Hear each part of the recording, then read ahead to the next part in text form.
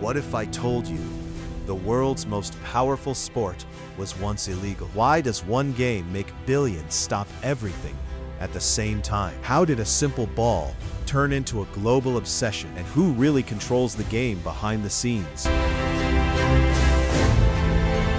It didn't begin in massive stadiums or under bright lights. It began in chaos, muddy streets, shouting crowds, and no real rules.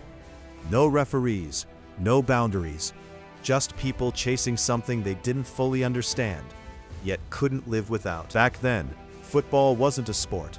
It was closer to a battlefield. Entire villages would clash, hundreds playing at once, injuries everywhere. It was so violent that kings tried to ban it. Banning it didn't stop it. It made it stronger. Because football wasn't just a game people played. It was something they felt. It belonged to workers, to the poor, to those who had nothing else. And no law could erase something that lived in the heart. Then, everything changed. In 1863, the rules were written.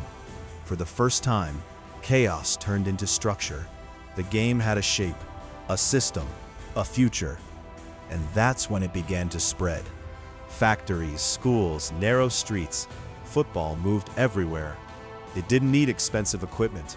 It didn't need perfect conditions. All it needed was a ball. And then the world noticed.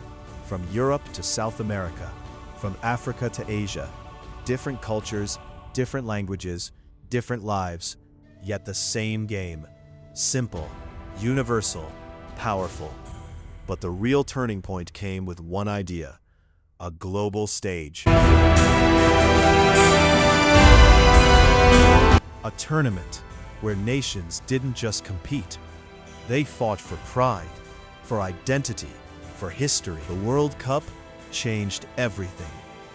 Now, football wasn't just entertainment. It became emotion. Victory meant more than winning, and defeat felt like heartbreak across an entire nation. Then came the legends. Players who didn't just play the game, they transformed it.